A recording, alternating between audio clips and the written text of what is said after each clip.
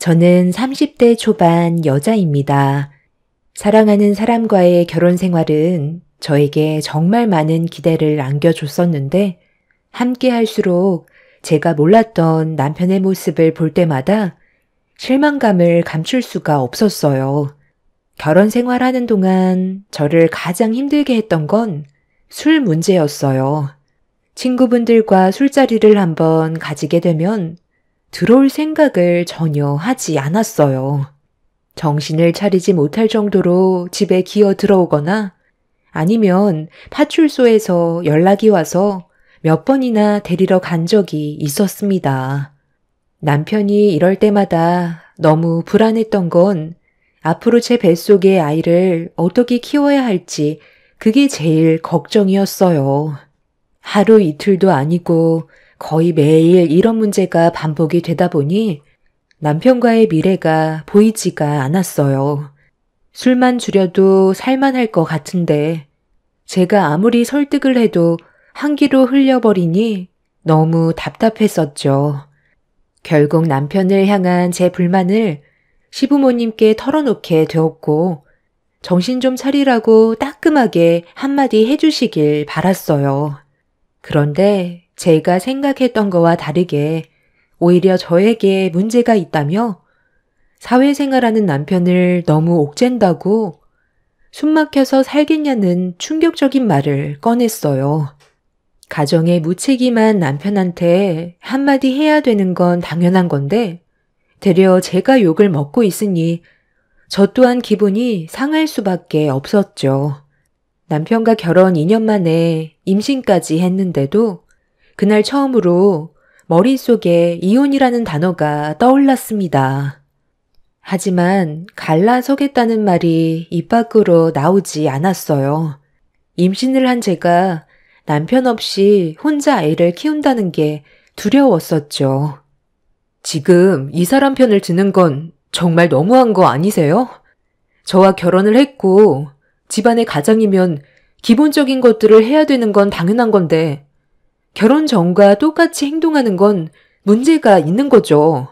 그런데 제가 이 사람을 옥죄인다고요? 술 퍼먹고 파출소에서 들어놓은 거 몇 번이나 데려온 줄 아세요? 이게 정상적인 생활이 맞는다고 보세요? 살다 보면 이런 일 저런 일 있을 수도 있는 거지. 술 몇 번 마셨다고 그거 가지고 이렇게까지 일을 만들어야 되겠어? 스트레스 받으면 뱃속의 아이한테 안 좋다. 아직 아이도 태어나지 않았는데 벌써부터 집안의 가장 역할을 충실하게 해야 된다는 당신이 오히려 더 예민한 거 아니야?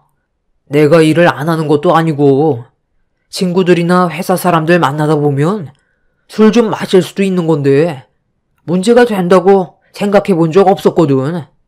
일 크게 만들지 말고 그냥 조용히 넘어가. 아이가 태어나지 않았으면 막 살아도 된다는 거야? 결혼이라는 게 뭔데? 서로 미래를 함께하기 위한 약속인데 당신은 벌써부터 우리가 함께했던 서약을 깨버렸잖아. 불안감을 조성하는 결혼 생활이 얼마나 오래 갈 것 같은데? 생각이 있다면 똑바로 행동해야지. 내가 여기서 멈추길 바라는 거야? 아가, 내 아들이 철이 없긴 하지만 출산을 하게 되면 그래도 지금보다야 나아지지 않겠니? 화가 나는 건 이해한다만 일을 크게 만들지 않았으면 좋겠구나. 잘못한 건 남편인데 시댁 식구들은 제가 속이 좁다며 이해해주지 못한다는 거에 되려 불만을 보이고 있었습니다. 그때 정말 많은 실망을 하게 됐지만 그래도 남편 입에서 다음부턴 자중하겠다는 말을 들을 수 있었어요. 본인도 조금은 느끼고 있는 것 같아 최대한 참고 넘어가려 했어요. 기대했던 것과는 다르게 시부모님은 남편한테 따끔하게 얘기하진 않았지만 그날 이후 어느 정도는 조절하려는 노력을 보이길래 그 모습을 조용히 지켜보고 있었습니다. 제가 믿을 수 있는 건 남편 하나밖에 없기 때문에 최대한 좋은 쪽으로 생각하려고 노력했어요. 아이를 출산하게 되면 육아를 안 도와줄 수 없기 때문에 그때 돼선 집안의 가장 역할을 제대로 해주길 바랐었죠. 그렇게 시간이 지나 아이를 출산했는데 기쁨도 잠시 또 다른 문제거리가 하나 터지게 되었죠. 육아 때문에 매일을 정신없이 보내고 있었는데 어느 날 아이가 막 잠들려 할 때 초인종 소리가 울려 아이가 깰까봐 급하게 현관문을 열었어요. 상당히 예민해져 있던 상태라 기분이 좋지 않아 불편한 시선으로 바라보고 있는데 저에게 우편물 하나를 건네주더군요. 본인 확인 후 사인을 부탁하길래 남편의 우편물을 받은 뒤 내용물을 확인해 봤는데 천천히 읽어 내려가는 순간 가슴이 철렁 내려앉았고 제가 알지 못했던 또 다른 문제거리가 눈앞에 펼쳐졌습니다. 저는 남편이 퇴근하고 집에 들어오면 왜 저를 속였는지 물어봐야 했어요. 아무리 생각해봐도 저에게 빚이 있다는 걸 속인 건 심각한 일이었죠. 당신, 이리 와서 좀 앉아봐. 이거 오늘 우리 집에 온 우편물이거든? 확인해보고 왜 나를 지금까지 속였는지 설명해야 될 거야. 이건 정말 너무한 거 아니야? 아니, 이 우편물이 왜 당신 손에 있는 거야? 분명 회사로 보내달라고 했는데 전달이 잘 안 됐나? 어차피 이렇게 된 거 전부 다 솔직하게 설명해 줄게. 당신이랑 연애할 당시 결혼을 하고 싶었는데 내가 능력이 없으면 결혼에 대해 고민을 할까봐 우리 부모님이 집을 해주셨다고 거짓말을 했던 거야. 빚이 있다고 얘기하면 결혼을 안 해줄 것 같아서 그건 아예 입 밖으로 꺼내지 않았거든. 그렇게 매달 이자랑 원금이랑 조금씩 갚아 나가고 있었지. 그럼 당신이 받는 월급도 나한테 속였었겠네? 원금이랑 이자 갚는데 진짜 월급이 얼마나 되는지 알게 되면 바로 들통나게 되니까 결혼 전부터 속여왔던 거였어? 그럴 생각은 없었는데 어떻게 하다 보니까 이미 내 월급을 당신한테 속이고 있더라고. 그래도 빚이 2억밖에 안 돼서 조금만 노력하면 갚을 수 있어. 노력하면 갚을 수가 있다고? 내가 봤을 때 당신은 아예 갚을 생각조차 없는 것 같은데? 이 우편물이 왜 날라왔겠어? 그럼 이건 어떻게 설명할 건데? 아파트 담보대출을 받았으면 월급으로 제때 갚아야 되는 게 맞는 건데 당신 월급을 전부 어디에다 사용을 했길래 카드 빚이 2억이나 되는 거야. 더군다나 이자율도 높은 이금융에 대출을 당겨받았었네. 아파트 원금이랑 이자에 넣은 것도 아니고 여기에 적혀있는 2억 대출받은 건 어디에 사용한 거야? 그건 목돈 좀 만들어 보고 싶어서 주식 투자를 좀 했거든. 그런데 손실이 나버려서 카드 빚을 갚는데 허덕이다 보니까 아파트 담보대출을 받은 원금과 이자를 납부하지 못하는 바람에 일이 좀 복잡하게 되어버렸네. 속인 건 정말 미안한데 열심히 일을 해서 갚아 나가면 되니까 너무 걱정하지 마. 내가 다 해결할게. 지금까지 아무 일 없었잖아. 내가 설마 당신이랑 우리 아이 굶기겠어? 생활비는 끊기지 않게 할 테니까 불안해하지 않아도 돼. 이 아파트 부모님이 해주셨다고 거짓말하고 거기에다가 주식 투자하려고 이자율 높은 카드사에 2억이나 대출받아서 전부 다 날려먹었으면서 당신을 믿으라고? 이미 신뢰가 한순간에 무너져 버렸는데 어떻게 믿고 살아갈 수가 있겠어? 준비라곤 전혀 되어 있지 않은 당신 때문에 나랑 우리 아이가 앞으로 불안정한 가정환경에서 살아야 한다고. 이 문제 당신 부모님도 알아 몰라. 일이 더 커지기 전에 하루빨리 해결을 해야 피해를 막을 거 아니야. 우리 부모님이 아파트 담보 대출 받은 건 알고 계시는데 내가 주식 투자로 2억 대출 받은 건 아직 모르고 계셔. 금방 갚을 수 있으니까 걱정하지 말라니까. 금방 갚을 수 있다고?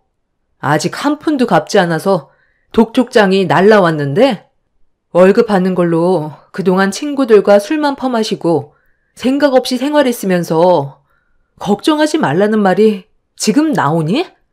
지금 당장 이 사실 당신 부모님께 알려야 되겠어. 그래야 해결책이 나올 거 아냐. 이 문제 해결 못하면 정말 끝이야. 남편의 생각 없는 행동들로 인해 저와 제 아이가 길바닥에 나앉게 될 판이었어요. 이런 경험을 해본 적이 없었던 저는 두려운 마음에 시부모님께 이 사실을 알렸고 남편의 생각 없는 행동에 많이 놀라셨는지 저희 집으로 급하게 찾아오셨습니다. 제가 시부모님 앞에다 독촉장을 보여드리자 아무 말 없이 보시더니 해결을 해주시겠다는 말보다 도와주기 힘든다는 말을 하셨어요. 그 말을 듣는 순간 당황스러워 할 말을 잃었고 왜 도움을 주실 수 없는지 여쭤보았습니다. 도와주실 수 없다고요? 아니, 이 사람이 지금 어떤 일을 저질렀는지 보셔놓고 어떻게 그런 말을 하실 수 있으세요? 두 분께서 아파트 담보대출이 있다는 거 왜 속이셨어요? 저랑 이 사람이 결혼할 때 아버님이 해주신 집이라고 하셨잖아요. 저는 그래서 빚 없이 시작할 수 있다는 것 하나만으로도 안정적인 결혼 생활을 할 수 있을 줄 알았는데 지금까지 저는 그것도 모르고 이 사람이 받는 월급에 만족하면서 하루하루를 감사하게 생각하며 살아왔었다고요. 그런데 알고 보니 빚만 가득하고 갚을 능력도 없으면서 2억이나 대출받아 주식에 투자를 했으니 제 속이 어떻겠어요. 이자가 한쪽에서도 아니고 양쪽에서 나오고 있는데 이 사람이 받는 월급으로는 턱도 없다고요. 좋은 직장이 아니더라도 처음 결혼을 마음먹었던 건 그래도 항상 성실해 보이는 모습이 보기 좋아서 결혼을 결심했던 건데 막상 껍데기를 벗겨보니 친구 만나 노는 거 좋아하고 덤으로 조절도 하지 못하는 술까지 퍼마시고 감당할 수 없는 빚까지 있었다는 거에 너무 큰 실망을 했어요. 제가 앞으로 이 사람의 뭐를 믿고 살아가야 하는 거죠? 어떻게 도와주실 수 없다는 말을 아무렇지도 않게 하실 수 있어요? 아니, 돈이 한두 푼도 아니고 어떻게 2억의 빚을 갚아줄 수 있겠니? 우리 집안 형편 너도 모르는 거 아니잖아. 무리해서 빚을 갚는 것보단 급한 불부터 끄는 게 좋을 것 같다. 밀려있는 빚만 해결해주면 되는 거지? 그럼 일단 숨은 쉴 수 있을 거 아니야. 너 이놈 자식, 너는 왜 일을 이 지경까지 만들어서 사람 불편하게 만드니? 다른 건 어느 정도 커버해 줄 수 있었지만 이건 좀 힘들 것 같다. 앞으로 월급 받는 족족 빚만 갚아라.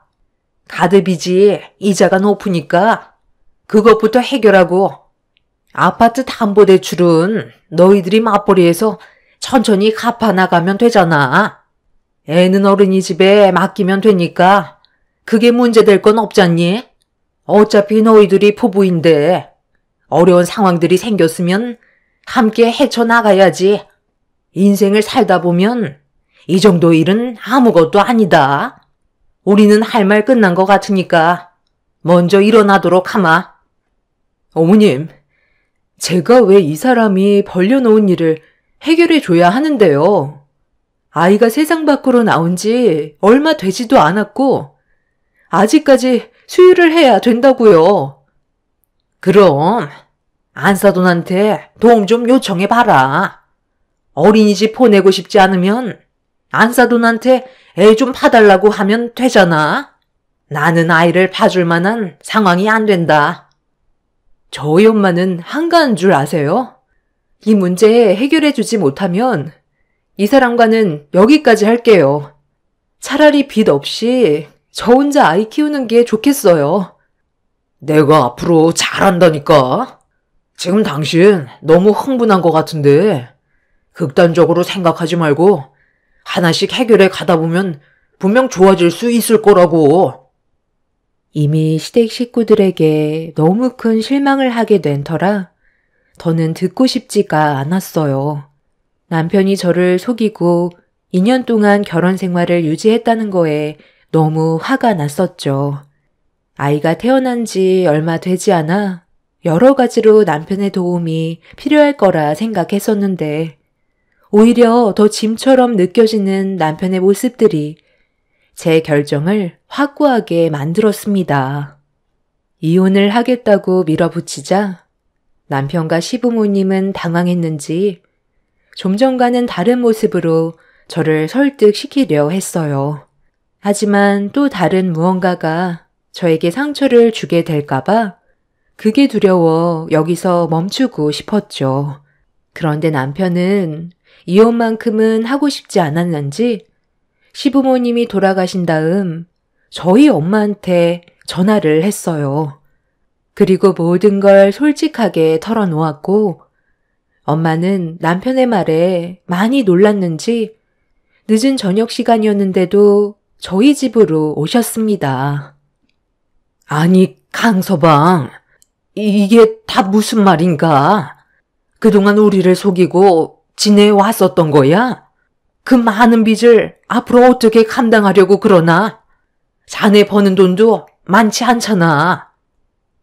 장모님, 정말 죄송합니다. 제가 생각이 짧았어요.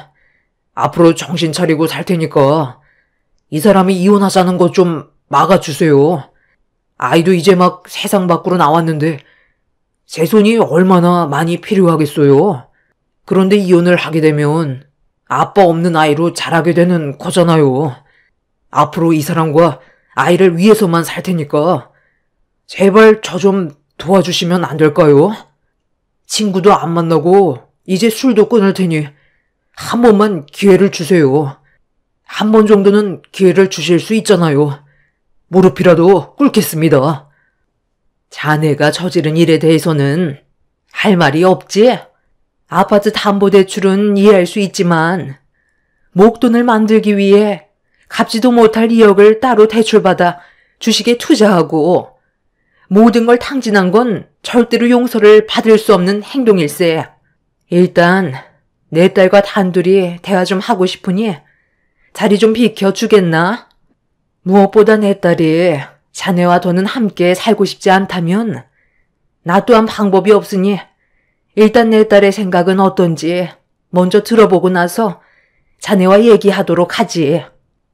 그래, 이제 우리 둘만 남았으니 얘기 좀 해보자. 앞으로 어떻게 할 생각이야? 지금의 상황을 봤을 때 이혼은 불가피할 것 같지만 그래도 무슨 일이든 신중해야 되니까 앞으로의 계획이 어떤지 드러나 보자. 강서방이 100번 잘못을 한 건 맞는데 이제 막 태어난 자기 자식과 떨어지고 싶지 않은 모양이야. 이대로 이혼해도 정말 괜찮겠어? 저 사람이랑 더 살다가는 제가 어떻게 될지도 모르겠어요.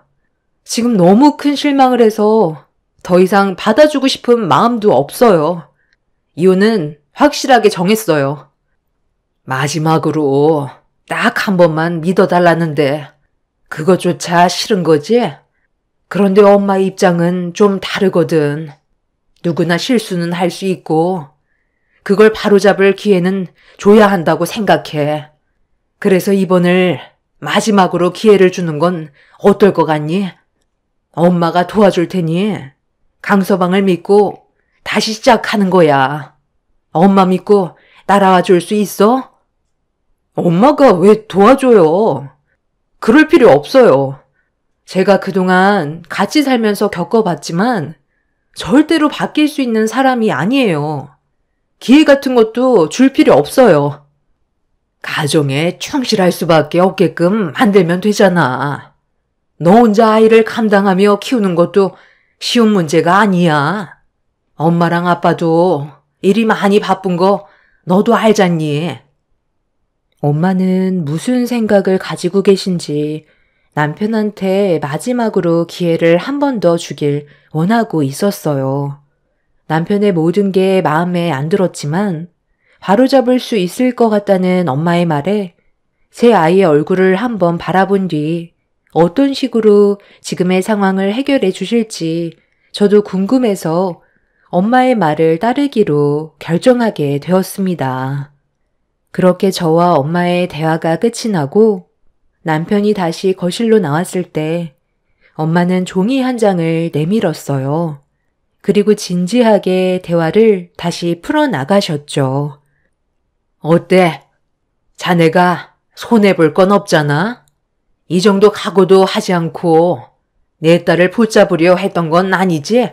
강서방 자네가 정말로 내 딸과 아이를 생각한다면 내가 말한 조건 앞에선 조금의 고민도 하지 말아야 되는데 내 뜻을 따르지 않겠다는 걸 보면 방금 한 말들도 전부 거짓이었다는 거네. 그럼 더는 내가 해결해 줄 수 있는 방법은 없을 것 같은데 대화 끝났으면 나는 먼저 일어나 보도록 하지. 강서방 자네는 조만간 내 딸과 이혼하고 그에 따른 재산 분할과 위자료를 준비하게. 양육비는 당연히 줘야 하는 거 알지? 자네 때문에 내 딸의 인생을 망쳤는데 조용히 넘어갈 거라 생각한 건 아니지? 하겠습니다. 제가 한 번만 믿어달라고 했으니 그렇게 하면 되잖아요. 가드빚 2억을 갚아주신다는데 저도 어느 정도 감수는 해야 되겠죠. 남편은 엄마 조건에 도장을 찍었고 거래는 성사가 되었습니다. 2억을 갚아주시는 대신 엄마는 남편 명의로 되어 있는 아파트를 제 명의로 돌려주겠다는 거였어요. 손해를 보면서 남편을 도와줄 필요는 없기 때문에 엄마도 어느 정도 생각을 가지고 계셨던 거죠. 아파트 가격이 4억 중반이라 2억을 갚아줘도 손해가 나지는 않기 때문에 나쁜 조건은 아니었어요. 담보대출빚과 원금 또한 남편이 벌어들이는 월급으로 차감이 되는 거라 저희가 손해볼 건 없었죠. 엄마는 저희가 살고 있는 아파트가 무조건 오를 거라고 확신하셨어요.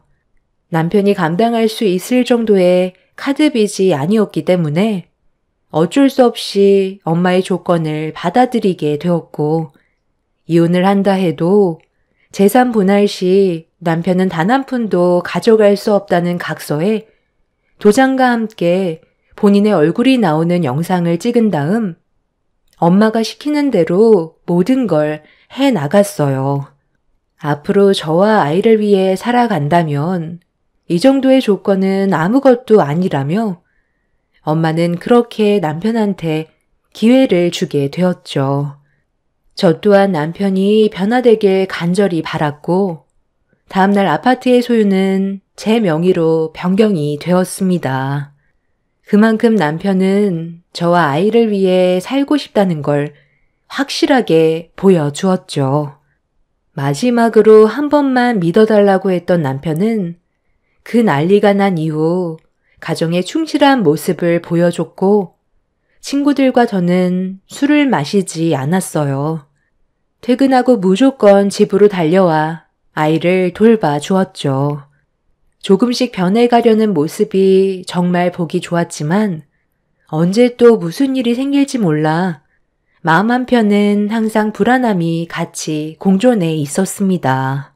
그렇게 몇 달의 시간이 지나는 동안 별일 없이 잘 지내고 있었는데 어느 날 엄마와 함께 남편 회사로 잠깐 찾아간 적이 있었어요.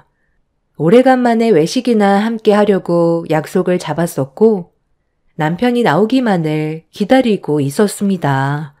그런데 약속했던 시간보다 좀 늦어지길래 전화를 했는데 남편이 전화를 받지 않더라고요. 다른 회사 직원들은 전부 다 퇴근했는데 야근도 없는 날에 밖으로 나오질 않아 무슨 일이 생겼을까봐 불안한 마음을 가지고 회사 입구를 바라만 보고 있던 사이 아이가 기저귀에 볼일을 봤는지 칭얼거리길래 화장실에 들려 기저귀를 갈아준 뒤 밖으로 나왔는데 남편이 밖으로 나왔는지 목소리가 들려오고 있었어요. 저도 아이를 안고 서둘러 남편과 엄마가 있는 곳으로 걸어가던 도중 점점 선명하게 들려오는 대화 소리에 제 걸음이 멈춰져 버렸습니다. 저기 강서방, 아휴, 내가 오늘 깜빡하고 지갑을 안 가져왔지 뭐야. 미안한데 급전 20만 원만 꺼줄 수 있을까? 오늘 식사 끝나고 따로 만날 사람이 있는데 차비하고 내가 식사를 대접해야 하는 상황이라 어느 정도 돈이 필요할 것 같거든. 중요한 약속인데 지갑을 현관문 앞에 두고 와 버렸네. 빌려줄 수 있는 거지? 네? 아니 장모님, 혹시 치매세요? 껄끄럽게 왜 저한테 빌려달라고 하세요? 그리고 오늘 외식하기로 했다고요? 저는 들은 말이 없는데요. 그 사람과 단둘이 식사하기로 했던 거지. 장모님과 식사 자리를 마련한 적은 없어요. 뭔가 착각하고 계신 것 같은데 괜히 방해하지 마시고 그만 들어가세요. 사위한테 20만 원을 빌려달라는 게 말이 됩니까? 뭐라고? 아니, 자네 무슨 말을 그리 섭섭하게 하나? 내가 얼마 전에 도와달라고 했을 때 빚을 갚아줬던 거는 벌써 까먹은 거야? 도와달라고 할 때는 나한테 온갖 불쌍한 척 다 하길래 내 딸을 봐서 기회를 줬는데 받을 건 다 받았다 이거야? 내가 사람 잘못 본 것 같구만. 나중에 다시 얘기하도록 하지. 그러시던지요. 꼴랑 이어 갚아주면서 명의를 초라마라 조건 거시며 치사하게 나오셨으면서 돈을 빌려달라고요? 어차피 저는 빚 갚았고 지금 살고 있는 집이야 이혼하지만 않는다면 저희 둘의 재산이나 다름없으니까 그게 상관없거든요. 집사람이 먼저 세상을 떠날 수도 있는 건데 그렇게 되면 모든 재산은 어차피 제 것이 되는 거잖아요. 여기까지 생각은 못 하셨죠? 저는 절대로 이혼하지 않을 거예요. 아파트가 얼마짜리인데 그걸 포기하고 이혼하겠어요? 잠깐 쉬고 있는 것 뿐이라고요. 기회는 언젠가 또 오기 마련입니다. 저기요, 여기 잡상인 내보내세요. 남의 회사에 외부인을 함부로 출입시키면 어떡해요? 집사람한테 괜히 쓸데없는 얘기 하지 마세요. 지금 잘 지내고 있는데 슬퍼하는 모습 보고 싶은 건 아니죠? 당신 지금 우리 엄마한테 방금 뭐라고 그런 거야? 잡상인이라고 그랬어? 지갑을 안 가지고 오셔서 이따가 약속이 있다고 20만 원 빌려달라고 부탁했는데 왜 빌려줘야 하냐고? 당신이 생각 없이 대출 받은 카드빚 2억을 갚아주셨는데 콜랑 20만 원 때문에 우리 엄마한테 상처를 줘? 원래 이런 사람이었던 거야?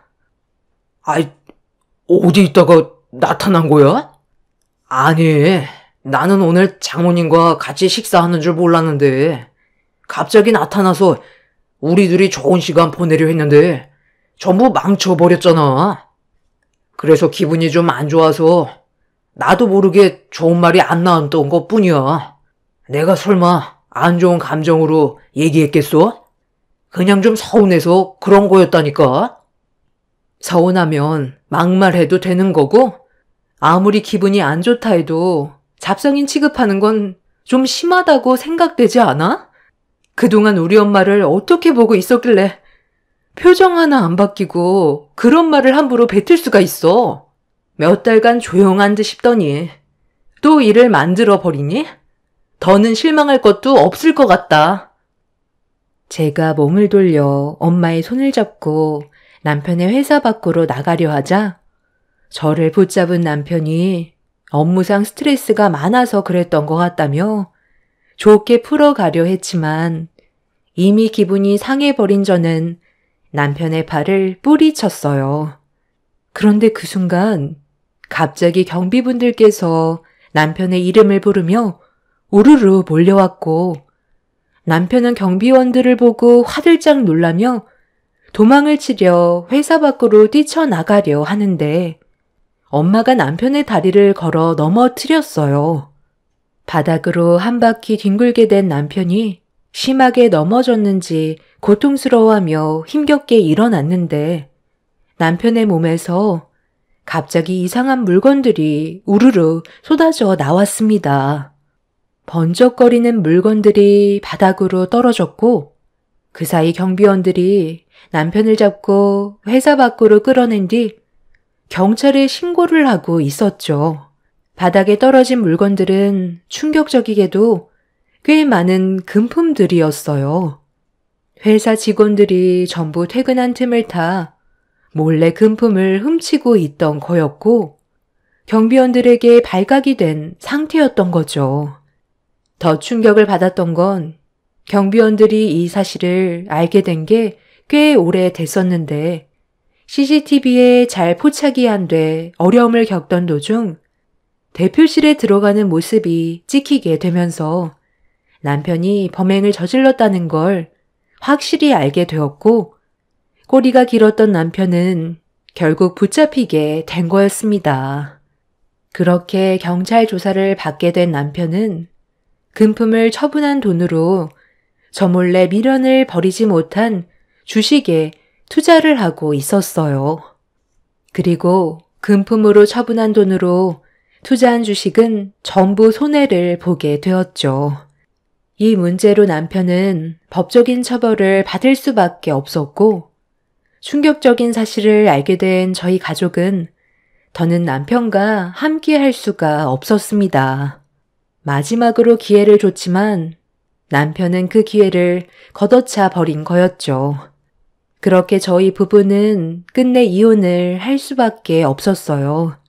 그리고 남편은 저에게 어떠한 재산도 가져갈 수 없는 각서와 본인이 그렇게 하겠다는 영상을 찍었기 때문에 저에게 땡전 한 푼 받아갈 수가 없었습니다.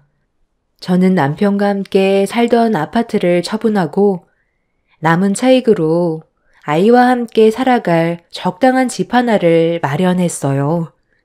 저희가 처분할 때 기존 시세보다 높아져서 기회를 보고 처분하게 되었죠.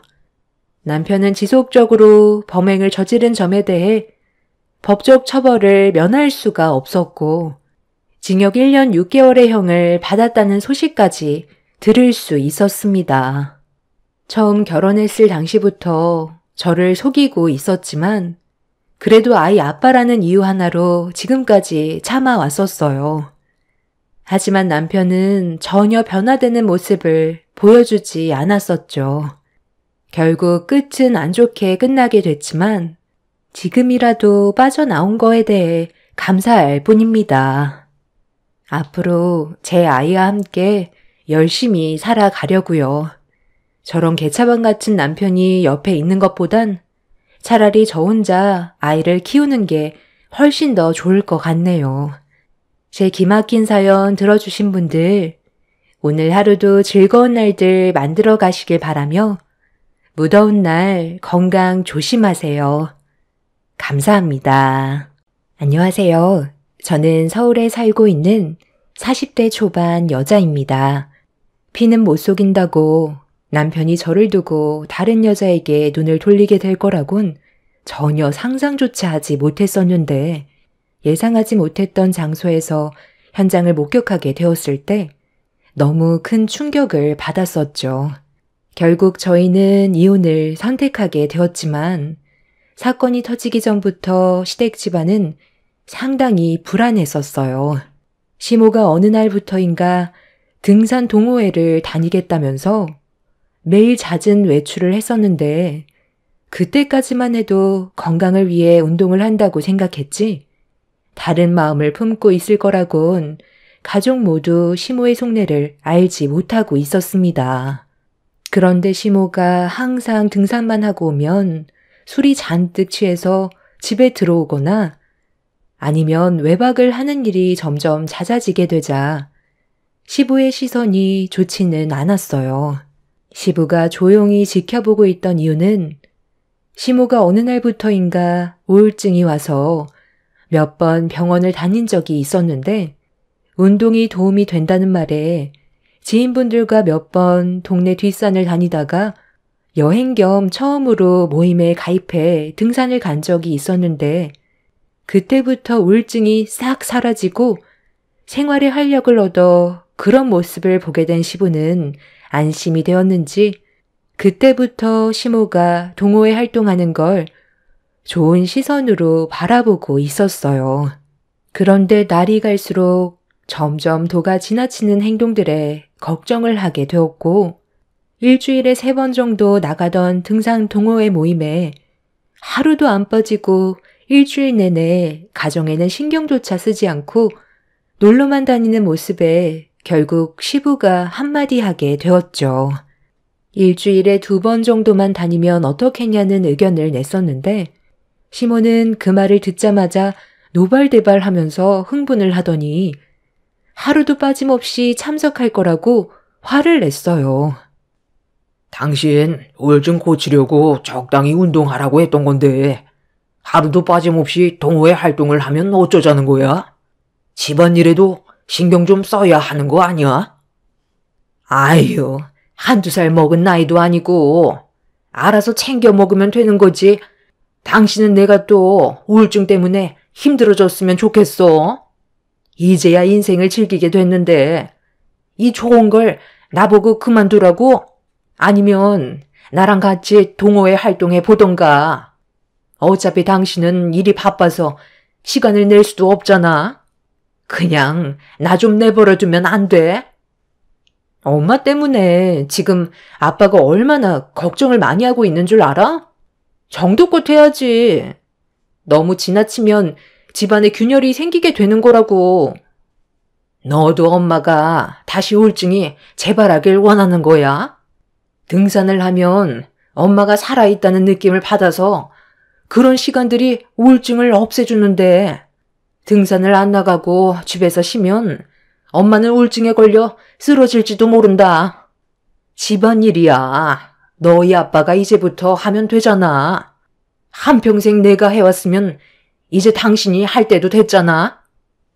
그럼 당신이 나 대신 일하러 나갈 거야? 다시 한번 말하지만 일주일 내내 등산 동호회 나가는 건 내가 용납 못해. 집안일에도 어느 정도 신경 써야지. 계획 없이 하고 싶은 것만 하면서 멋대로 살라고 동호회 가는 거 허락해 준 거 아니야. 할 일 하면서 조절을 하라는 건데 이건 뭐 아예 혼자 사는 거랑 뭐가 달라? 그래요, 엄마. 이번 건 좀 심한 것 같아요. 아빠가 집에서 계속 기다리고 있는데 엄마는 밤늦게 집에 들어오잖아요. 오죽했으면 아빠가 라면까지 먼저 준비해놓고 엄마를 기다리고 있겠어요. 하루 안 나간다고 해서 몸에 큰 문제가 생기는 건 아니잖아요. 기본적으로 해야 될 일까지 안 하면 그건 잘못된 거라고요. 가족 모두가 시모 행동에 대해 문제를 삼고 있었어요. 저 또한 너무 지나칠 정도로 등산 동호회에 빠져 있다고 생각했었죠. 그런데 시모가 왜 그렇게까지 하루도 안 빠지고 나가는지 온 가족이 목격을 하게 되는 충격적인 광경이 눈앞에 펼쳐졌습니다. 매번 가족 모임에 빠져서 시모를 제외하고 외식을 한 적이 있었는데 즐거운 식사를 마치고 식당에서 나오고 있는 중이었어요. 시댁으로 가기 위해 남편이 주차장에서 차를 가지고 오는 동안 시댁 식구들과 대화를 주고받고 있었습니다. 그런데 버스 한 대가 저희 앞에 정차를 하더니 문이 열렸고 많은 등산객들이 우르르 내리고 있었어요. 내리는 사람마다 정상인이 없을 정도로 술에 잔뜩 취해 있었고 그 모습을 지켜보고 있던 시부는 인상이 일그러지고 있었죠. 시모도 저런 생활을 만족해하며 즐기고 있다는 걸 상상하니 기분이 안 좋으셨나 봐요. 시부는 가정을 위해 열심히 땀 흘리며 일을 하면서 최선을 다해 살고 있는데 시모는 우울증 핑계로 본인이 하고 싶은 일을 즐기면서 맨날 코가 삐뚤어질 정도로 만취가 돼선 집으로 돌아오는 모습들이 너무 안 좋게 보이고 있었어요.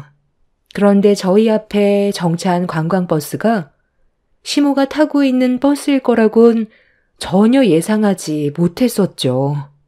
남편 차가 도착해서 저희 가족 모두 올라타려는데 어디서 많이 들어본 목소리가 귓가에 들려왔고 온 가족이 저와 같은 마음이었는지 관광버스 쪽으로 다시 시선을 돌렸는데 시모가 제일 마지막으로 나오고 있었습니다.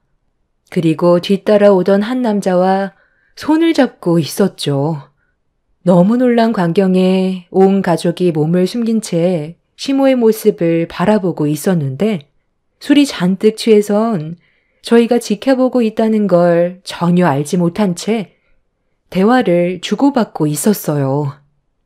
우리는 금요일밖에 시간이 안 되는 거야? 왜 일주일 중에 금요일만 허락하는 건데? 나는 영숙 씨랑 일주일 내내 함께하고 싶다고. 내일도 나랑 같이 있을까? 나도 다 스케줄이 있어서 그래. 월요일부터 일요일까지 내가 만나는 사람들이 얼마나 많은데 승철 씨한테 내 시간을 다 줄 수 없어. 그리고 나 오늘은 일찍 들어가 봐야 돼. 요즘 집에 있는 노친네가 내 세상아래 얼마나 관여를 많이 하던지 아주 피곤해 죽겠다니까. 나도 들어가고 싶지 않은데 어쩔 수 없어. 돈줄이 막히면 내 생활에 지장이 생기잖아. 어느 정도 기분을 맞춰주지 않으면 내가 피곤해져. 그러니까 우리 오늘은 여기까지만 하는 걸로 해. 영숙 씨, 잠깐만 기다려봐. 오늘 나랑 함께 있기로 한 거 아니었어? 지금 생활이 힘들면 이혼을 해. 내가 더 잘해줄 수 있다고. 그런 힘든 삶을 살지 말라니까. 미안한데 나는 한 사람에게 구속돼서 살고 싶지 않아. 집에 있는 그 인간도 내 돈줄일 뿐이야. 그리고 나는 가정을 이룬 여자야. 다음 주 금요일에 보자고. 그럼 딱 2시간만 쉬다 가면 안 돼? 이대로 가는 건 너무 아쉽잖아. 아니면 1시간도 괜찮으니까 저기 잠깐 가서 쉬다가 가자. 그렇게 할 거지? 그럼 딱 1시간만 쉬다가 가는 거야. 나도 더는 양보 못해.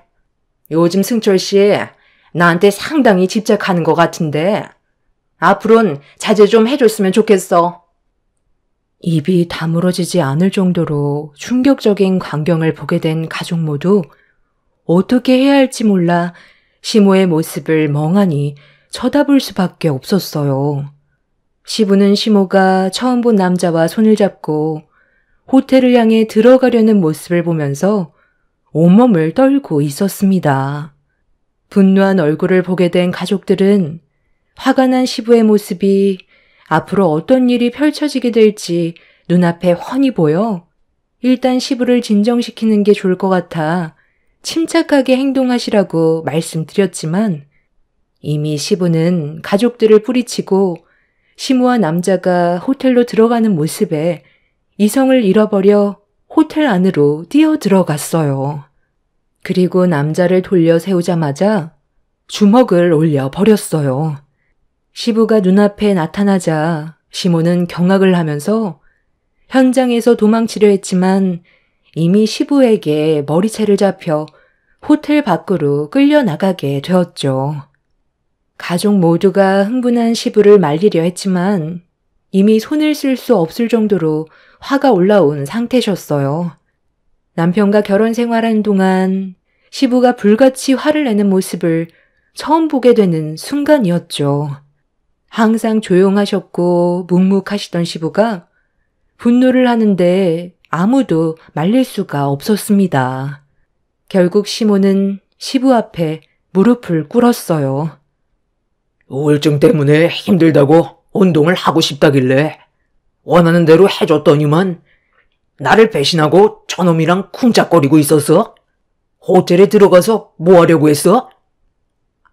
아니, 내가 당신을 두고 뭘 하겠어. 그냥 간단하게 맥주 한 잔만 하고 집으로 돌아가려고 했다니까. 지금 이런 상황에 뭐하러 거짓말을 하겠어.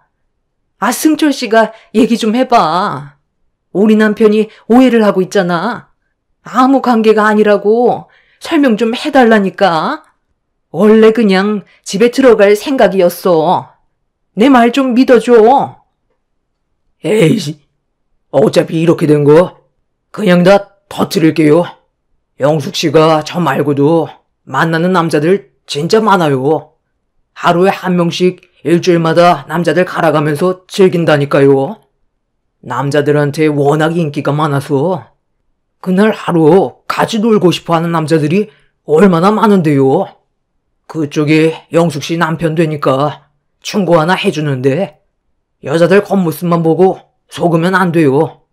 얼마나 요물인 줄 아세요? 우울증이라고요? 제가 봤을 땐 그건 그냥 핑계지. 동호회 활동 편하게 하고 싶어서 우울증 얘기한 거라고요. 남자들 홀리는 재주가 얼마나 뛰어난 줄 아세요? 100이면 100 다 넘어올 정도로 나이 못지않은 몸매에 상냥하게 호응까지 더해주는데 등산 동호회 활동하러 나오는 남자들 대부분이 여자들과 하루 즐겁게 놀려고 나오는 거라고요. 오늘도 얼마나 많은 남녀들이 짝을 잃었는데요. 그동안 얼마나 무관심했으면 영숙 씨가 어떤 생활을 하고 있었는지조차 모르고 있어요. 같은 남자지만 그쪽은 정말 인생 헛살은 것 같네요. 영숙 씨, 여기까지 와서 거짓말이야? 저희 매주 금요일마다 만나왔어요. 그쪽이 상상하는 이상으로 할 건 다 했으니까 고소를 하던 알아서 하세요.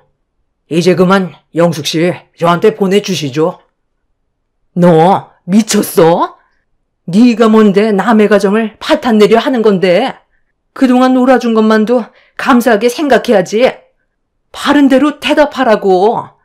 우리가 뭘 어쨌다는 거야? 시모는 말까지 더듬으면서 당황해하고 있었고 옆에 같이 서 있던 남자는 시모만 있으면 된다고 상간소송을 해도 위자료 다 물어줄 테니 하루빨리 이혼해주길 원하고 있었어요. 그날 이후 시부는 더 이상 시모를 용서해주지 않았습니다. 그동안 시부 몰래 만나왔던 남자들에게 상간소송을 진행했고 시모에게 이혼 서류를 던지면서 더 이상의 부부 생활을 이어나가려 하지 않았어요. 그제서야 모든 행동들을 인정하고 무릎 꿇고 손이 발이 되도록 용서를 구했지만 이미 시부의 마음은 떠나가 버렸기 때문에 더는 좋아질 수 없었고 결국 이혼 서류에 도장을 찍을 수밖에 없었죠. 그렇게 시부모님은 이혼을 하게 되었고 가족들 모두 시모에게 실망을 한 나머지 한동안 만남도 가지지 않았어요. 충격을 받아 정신적으로 힘들어하는 시부를 위로해주기 위해 많은 시간을 함께 보내드렸죠. 시부는 차라리 속 편하다면서 앞으로의 인생을 좀 더 즐기면서 살고 싶다며 하시던 일까지 정리하고 혼자서 여행을 떠나셨어요. 그 뒷모습이 너무 외로워 보였지만 저도 좋은 결정인 것 같아 시부를 응원했었죠. 시모는 중간중간 저희 부부와 신혼여행을 만나려고 했었지만 저희들 또한 마음의 상처가 너무 컸었기 때문에 한동안 만남을 허락해주지 않았습니다. 남편과 신우는 시부모님이 이혼을 한 이후 정신적으로 많이 힘들어 했었어요. 그동안 쌓아왔던 가정이 한순간에 무너져 내려버렸기 때문에 어느 정도 시간이 필요했었죠. 그런데 시모의 바람으로 상처가 아물기도 전에 또 하나의 사건이 터져버렸고 이 소식을 듣게 된 저희 부부는 너무 놀라 서둘러 신우네외 집으로 향했어요. 신우 남편의 말을 믿을 수 없었던 저는 아닐 거라고 믿고 싶었지만 현관문을 열자마자 신우는 자기 남편의 뒤로 숨었고 자기 좀 살려달라면서 애원을 하고 있었어요. 저희도 이미 신우 남편에게 어떤 상황인지 대충 들어서 상당히 난처했었습니다. 일단 그 증거물이라는 것 좀 보게 가지고 와봐. 엄마가 지금 어떤 일을 저질렀는지 전부 봤으면서 그동안 아닌 척하고 몰래 뒤에서 허박씨를 까고 있었던 거야? 아니, 오빠, 그게 아니라 내 말 좀 들어봐. 회사 동료로서 친하게 지내는 사이인데 저 사람이 지금 오해하는 거라니까? 오빠는 내 말을 믿어줘야 되는 거라고. 너는 끝까지 발뺌하는 거지? 이미 여기에 증거물이 떡하니 있는데도 계속 거짓말을 할 거야? 이게 뭔지 다들 아시죠? 저 사람 뱃속에 지금 다른 남자의 자식을 품고 있는 중이라고요. 둘이서 몰래 산부인과에 갔다가 저한테 딱 걸렸는데 저보고 뭐라고 하는 줄 알아요? 애는 쟤인데 혼자 가기 두려워서 같이 가달라고 했대요. 누가 그 말을 믿어주겠어요? 임신을 했다면 당연히 저한테 먼저 얘기해야 되는 거고 저랑 같이 가는 게 맞는 거잖아요. 그런데 회사 동료와 같이 산부인과에 들어갔다는 건 뭘 의미하겠어요? 어차피 유전자 검사하면 다 밝혀지는데 끝까지 아니라고 잡아떼고 있다니까요. 저희 부부 6개월 동안 단 한 번도 잠자리 한 적 없어요. 이 사람이 어느 날부터인가 저를 거부하길래 저도 더는 손을 내밀지 않았었다고요. 그때부터 각방 생활하면서 지내왔었는데 저한테 뭐라는 줄 알아요? 제가 술 취해서 자기 방에 들어왔다고 말도 안 되는 변명을 늘어놓고 있어요. 저는 일이 바빠서 술 한 잔 입에 대지 않았는데 이런 식으로 억지 부리면 제 실수를 받아줘야 하는 거예요? 다들 어떻게 생각하세요? 그 초음파 사진을 보고도 저 사람 편을 들어줄 수 있겠어요? 어차피 진실은 밝혀진다고요. 남편은 초음파 사진을 들곤 부들부들 떨면서 정신적 충격을 너무 많이 받았는지 휘청거리고 있었어요. 남편이 나중에 유전자 검사하면 다 밝혀지는 거라고 속일 생각하지 말고 확실하게 얘기하라고 화를 내자 대답을 잘하지 못하던 신우는 결국 뱃속에 있는 아이가 신우 남편의 아이가 아니라며 용서를 구했습니다. 남편은 정신적으로 엄청난 충격을 받았는지 그 자리에 주저앉았고 신우 남편은 이혼 서류에 도장을 찍으라고 분노를 가라앉히지 못하고 있었습니다. 가정을 이룬 상태에서 자식이 없는 것도 아니고 8살 된 아들 하나 키우고 있으면서 다른 남자의 아이를 가졌다는 건 절대로 용서해 줄 수 있는 상황이 아니었어요. 이 소식을 듣게 된 시부와 시모도 상당한 충격을 받게 되었고 결국 신우 남편은 신우를 상대로 이혼 소송을 진행했어요.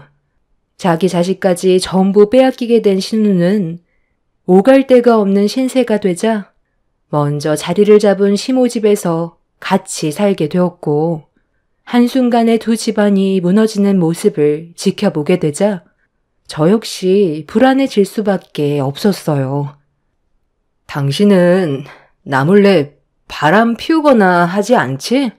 지금까지 나한테 보여준 모습들을 봤을 땐 다른 여자를 만나는 것 같지는 않은데 당신은 절대 나에게 실망을 안겨주지 않았으면 좋겠어. 아이들을 생각해서라도 한눈 팔지 말고 당신이라도 제대로 된 가정을 이끌어가기 위해 노력해줘. 그렇게 해줄 수 있지? 그동안 나를 봐와놓고도 몰라. 우리 가족을 지키기 위해 내가 살아온 세월들을 봐봐. 나는 우리 엄마나 동생처럼 그런 생각 없는 짓 절대로 하지 않으니까 쓸데없는 생각하지 말고 당신 애들이나 잘 챙겨줘. 오히려 나 말고 당신이나 바람 피우지 마. 우리 가족 때문에 지금 상당히 많이 힘드니까 우리 얘긴 그만하자. 남편의 인생에 바람은 절대로 없을 거라면서 저에게 믿음을 주었고 저 역시 그동안 남편의 행동을 봤을 때 가정에만 충실했던 남편이었기 때문에 조금도 의심을 하지 않았어요. 부부는 서로의 신뢰가 중요하다고 생각했던 저는 남편을 믿기로 했었고 한동안 시모와 신우는 만나지 않았습니다. 저희 가정에 안 좋은 영향만 끼칠 것 같아 연락조차 하지 않고 있었는데 조용히 지내던 어느 날 저희 부부가 좀 더 좋은 환경에서 지내기 위해 이사 계획을 세우고 있었는데 서초동에 신축 빌라가 나와서 입주를 하기 위해 준비를 하고 있었어요. 아이들 키우면서 회사 생활하기에는 너무 좋은 위치라 부모님의 도움을 받아 약간 욕심부려서 계약을 하게 됐었죠. 지금 살고 있는 집도 충분히 좋은 지역이긴 하지만 아이들이 앞으로 다닐 중고등학교도 걱정을 안 할 수가 없어서 걸어서 다닐 수 있는 곳에 자리를 잡고 싶었고 남편도 제 의견에 동의를 했었어요. 그렇게 이사를 가기 위해 나머지 잔금을 마련하기 위해서 그동안 적금해놨던 것도 정리하려고 은행을 가고 있었는데 회사에서 근무를 하고 있어야 될 남편이 어디론가 급히 걸어가더라고요. 꽤 큰 가방을 메고 지하철 계단으로 내려가길래 평소의 모습이 아닌 것 같아 남편을 뒤따라 가게 되었고 화장실로 들어가는 걸 볼 수 있었습니다. 볼 일이 급해서 그런 건가 보다 생각하며 나오면 잠깐 대화 좀 하려고 기다리고 있었는데 화장실에서 걸어 나온 남편을 보는 순간 급하게 몸을 숨겼어요. 화장실에서 나온 남편은 주변을 한번 살피더니 또다시 어디론가 향했고 들고 있던 가방을 보관함에 넣었습니다. 저는 남편의 모습에 너무 놀라 온몸에 소름이 돋았어요. 화장실에 들어갈 때 모습과 나올 때의 모습이 전혀 달랐었거든요. 무엇 때문에 옷을 갈아입었는지 알 수가 없어 최대한 거리를 두며 묵묵히 뒤따라갈 수밖에 없었고 남편이 향하는 목적지에는 뭐가 있을지 궁금해 지하철까지 함께 타게 되었습니다. 그렇게 한참 동안 남편의 뒤를 따라간 곳은 저희 집과 반대되는 상당히 거리가 먼 곳이었어요. 차도 있는 사람이 왜 옷을 갈아입고 지하철까지 타면서 그 먼 거리를 고생해서 왔는지 알 수가 없었죠. 그렇게 다세대 주택단지가 있는 곳에 도착한 남편은 어느 한 집에 도착해 벨을 눌렀고 현관문이 열리자마자 충격적인 광경이 눈앞에 펼쳐졌습니다. 30대 중반 정도 되어 보이는 꽤 젊은 여자가 남편을 보자마자 많이 기다렸다면서 달려들어 포옹하고 있었어요. 그 모습을 보는 순간 가슴이 철렁 내려앉았고 저한테는 절대로 다른 여자를 만나지 않겠다고 약속을 했던 남편이 저에게 모든 걸 철저하게 숨기려고 옷까지 갈아입으면서 모든 흔적을 남기지 않으려 했던 모습들이 너무 큰 배신감을 느끼게 만들었습니다. 그런데 남편이 그 여자를 밀어내면서 심각한 얼굴로 대화를 이어나갔어요. 나 오늘 할 말 있어서 온 거야. 질질 끄는 거 별로 안 좋아하니까 바로 본론부터 얘기할게. 우리 이제 그만 만나는 게 좋을 것 같아. 이런 식의 만남 솔직히 서로를 무너뜨리게 된다는 거 알고 있지? 나중에 이 사실을 당신 집안 사람이나 우리 집 사람이 알게 된다면 서로에게 상처밖에 안 남는 거라고. 나도 그동안 당신을 진지하게 만나오고 있었지만 오리가 길면 결국 밟히게 되는 건 시간 문제야. 이 집도 서로의 집안에 걸리지 않으려고 마련한 거잖아. 밖에서 돌아다니다 보면 눈에 띌 수 있는 확률이 많아지니까. 그래서 우리 둘이 함께 할 수 있는 공간을 마련한 건데 여기도 안전한 것 같지는 않아. 내가 저번에 얘기했지? 우리 집안 지금 완전 쑥대밭이 되어버렸다고. 나도 우리 엄마랑 동생이 바람 피우고 있을 거라곤 상상도 못했는데 나까지 그 사람에게 상처를 줄 순 없어. 당신도 사랑하지만 나는 내 가정을 지키고 싶어. 나만 목 빠지게 기다리는 아이들한테 상처를 주고 싶지 않다는 거야. 그러니까 우리 여기까지만 하자. 더 나간다면 정말 돌아갈 수 있는 길조차 없어지는 거라고. 당신도 지금 꾸린 가정을 잃고 싶지는 않잖아. 우리 관계는 불장난 같은 거 당신도 잘 알지? 나 임신했어. 당신 아이가 내 뱃속에서 자라고 있다고. 더는 돌이킬 수 없는 상황까지 이미 와버린 거야. 차라리 우리 새 출발하자. 뱃속에 있는 당신 아이와 다시 시작하는 거야. 서로 진심으로 사랑하고 있는데 억지로 살고 있는 지금의 가정에 다시 돌아가고 싶은 거야? 나는 그렇게 하고 싶지 않아. 모든 걸 다 포기해서라도 당신과 살고 싶어. 당연히 이혼하면 그동안 꾸려왔던 가정이 무너지니까 마음은 안 좋겠지. 하지만 앞으로 살아갈 날이 더 많은데 행복한 인생을 위해 현명한 선택을 해야 되지 않겠어? 나는 당신과 생각이 달라.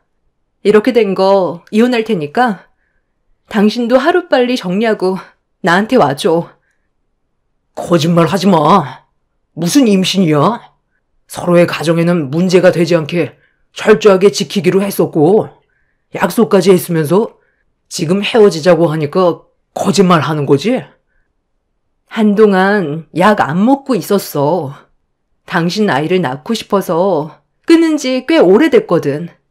나중에 검사해보면 알 거 아냐. 내 뱃속에 있는 아이 100% 당신 아이야. 너 지금 여기서 뭐 하는 거야? 저 여자가 임신을 했다고? 나한테 절대 바람 같은 거 피지 않는다고 하지 않았어? 그럴 일 없으니까 무조건 믿어달라고 했었잖아. 당신이 어떻게 여길 알고 온 거야? 잠깐 내 말 좀 들어봐. 뭔가 오해가 있는 것 같은데 얘는 내가 예전부터 알고 지낸 동생이야. 사정이 어렵다고 돈 좀 빌려달라고 하길래 오늘 돈을 좀 가지고 왔거든. 자, 여기 네가 말한 500만 원. 나도 가진 게 이것뿐이라 더는 도와줄 수 없으니까 다른 곳에서 알아보든지 해. 지금 나한테 이깟 500만 원 가지고 떨어지라는 거야? 우리가 그동안 만나온 세월이 5년인데 500만 원으로 끝내자고? 어차피 잘 됐네. 내 입도 근질거렸는데 우리 관계 다 말해줘야 되겠어. 이 사람이랑 5년간 만나왔었고 지금 저 임신했어요. 그쪽보다 저를 더 많이 사랑한다고요. 그러니까 그만 이 사람 놔주세요. 상간녀가 용서를 구해도 모자랄 판에 오히려 더 당당한 모습으로 남편과 이혼해달라고 하길래 화가 머리끝까지 올라온 저는 상간녀의 얼굴을 향해 수차례 손을 올렸어요. 남편은 흥분한 저를 말리기 위해 온몸으로 막아서길래 남편의 뺨에도 수차례 손을 올려 버렸습니다. 저를 속이고 5년 동안 철저하게 상간녀와 만남을 가졌다는 거에 엄청난 충격을 받아 온몸이 후들거리고 있었죠. 시모와 신우보다 더한 사람이 남편이었고 저 몰래 바람 피우고 있다는 사실을 알게 된 저는 그 자리에서 이혼 통보를 하게 되었습니다. 남편은 저에게 미안하다면서 뒤쫓아왔지만 어떠한 말도 들어주지 않았습니다.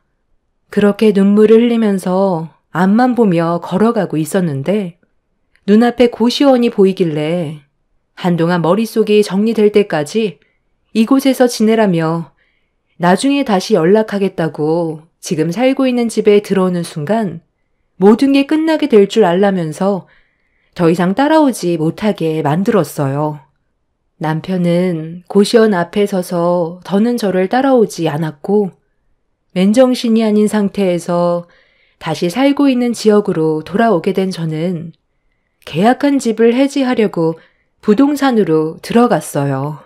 남편과 이혼을 하게 됐는데 계약한 집에서 살아갈 이유가 없기 때문에 계약 해지를 하기 위해 사정을 얘기하면서 포기하겠다고 대화를 하고 있었습니다. 그런데 부동산 문이 열리더니 시모와 신우가 고개를 내밀며 부동산 안으로 들어왔어요.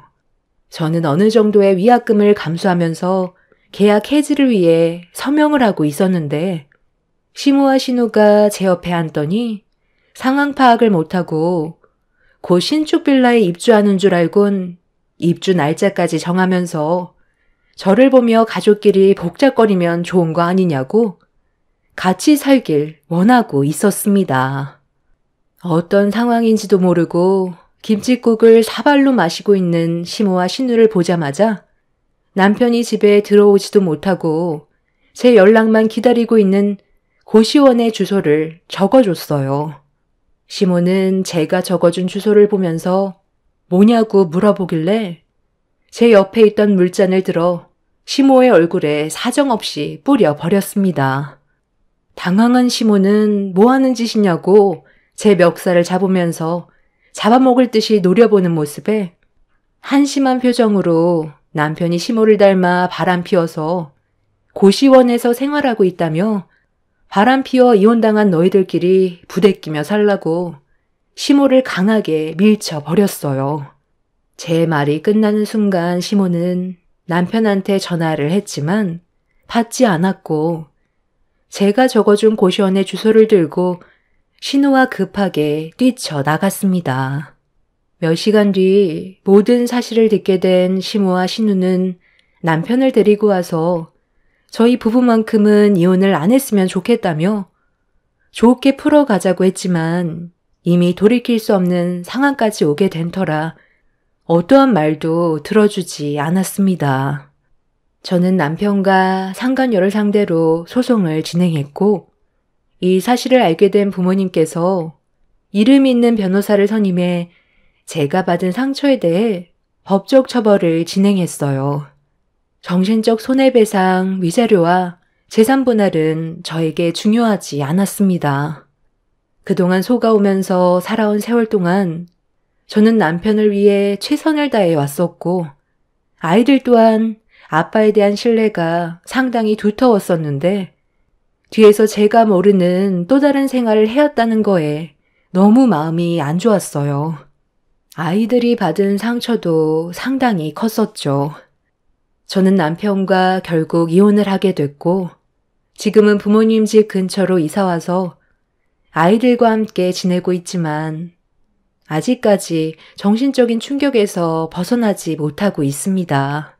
최근에 들리는 말로는 상간녀의 뱃속에 있는 아이가 유산이 됐고 전 남편이 만나주지 않으려 하자 해선 안 될 행동까지 저질러서 깨어나지 못한 상태까지 왔다는데 서로 북치고 장구치고 아주 생쇼를 하는 모습이 참 한심스럽더라고요. 바람 피우는 게 집안의 내력인진 모르겠지만 살다 보니 별꼴을 다 겪게 되네요. 전 남편은 아이들을 핑계로 저와의 만남을 계속 시도하려는 중이지만 이미 떠나간 마음 붙잡을 수는 없죠. 앞으로 아이들을 올바로 키우기 위해 가정에만 집중하려고요. 제 사연 들어주신 분들 감사합니다. 안녕하세요. 저는 30대 후반 여자입니다.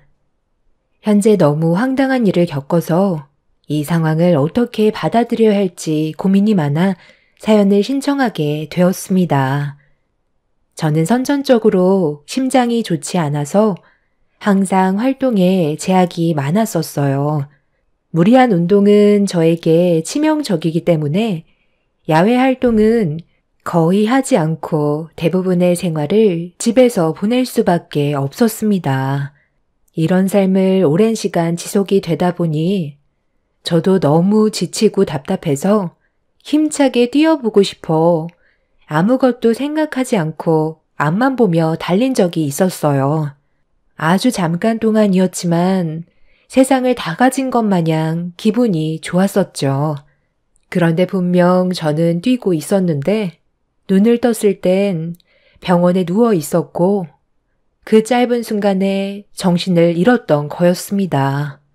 어렸을 적에도 친구들이 뛰는 모습을 보고 같이 따라 뛰었다가 큰일 난 적이 있었는데 성인이 되었어도 제 몸은 커지기만 했지 달라진 건 전혀 없었어요. 그리고 제 손을 잡고 눈물을 흘리고 계신 부모님의 모습을 보게 되자 너무 죄송스러웠어요. 너무 답답했던 나머지 제가 쓰러지면 부모님께서 슬퍼하실 거라는 걸 알면서도 이기적인 행동으로 또다시 눈물을 흘리게 만들어 버렸죠. 오로지 저만 바라보시고 지금까지 살아오셨던 분들이었는데 제가 너무 생각 없이 또다시 일을 저지른 것 같아 그날 이후 2번 다시 뛰지 않았어요. 그런데 이런 삶들이 너무 무료했었고 뛰었을 때 온몸에서 느껴지는 전율을 잊지 못해 억누르기란 쉽지 않았습니다. 제 몸이 조금이라도 건강했다면 남들처럼 평범하게 살았을 텐데 그렇지 못한 삶이 너무 원망스러웠어요. 부모님께 또다시 슬픔을 안겨드리고 싶지 않아 뛰고 싶은 마음을 통제하면서 살아오다 보니 결국 우울증까지 오게 되었고 상황이 심각해지자 병원에서는 조금씩 야외 활동을 하는 게 어떻겠냐는 의견을 주셨어요. 하지만 부모님께서는 혹시라도 저에게 무슨 일이 생기게 되었을 때 도움을 주지 못하게 될까봐 항상 옆에서 머물길 원하셨습니다. 저희 부모님도 일적으로 많이 바쁘시기 때문에 제가 언제 어디서든 연락이 되고 확인할 수 있는 곳에 있길 바라셨어요. 가족 모두 이 문제에 대해 한참을 고민한 끝에 제가 부모님 곁에 있으면서 무리하지 않게 움직일 수 있는 방법은 부모님이 다니시는 회사에 제가 소속이 되는 거였어요. 의사는 제가 성인이고 기본적인 체력은 되기 때문에 유산소 운동으로 조금씩 심장을 강하게 만드는 게 도움이 될 수도 있다며 무리하지 않는 선에서 활동하길 권했어요. 처음에는 사무일을 조금씩 도와서 했지만 제 몸에 전혀 도움이 되지 않는 일이라 크게 의미가 없었죠. 그런데 제 눈에 청소하시는 분들이 들어왔고 땀 흘리며 즐겁게 일을 하는 모습에 저도 함께 청소 일을 해보고 싶었어요. 부모님께서는 무리를 하게 될까봐 걱정을 하셨지만 제가 최대한 조절하며 일을 하겠다는 말에 일단 상황을 지켜보셨어요.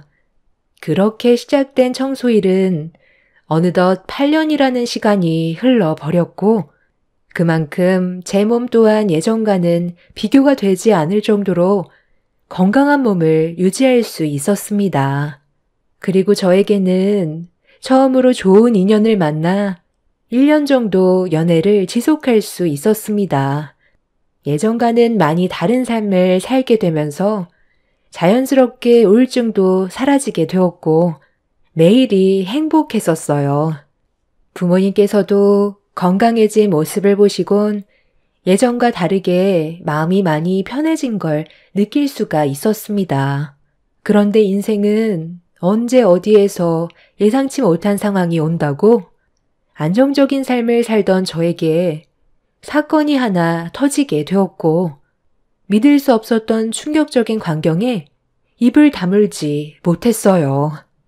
그날도 언제나 해왔던 것처럼 청소 일을 하고 거의 작업이 마무리가 되어갈 때쯤 청소 도구를 정리하고 있었는데 제 옆을 지나던 한 여성분과 부딪히게 되면서 그분이 넘어져 버렸어요.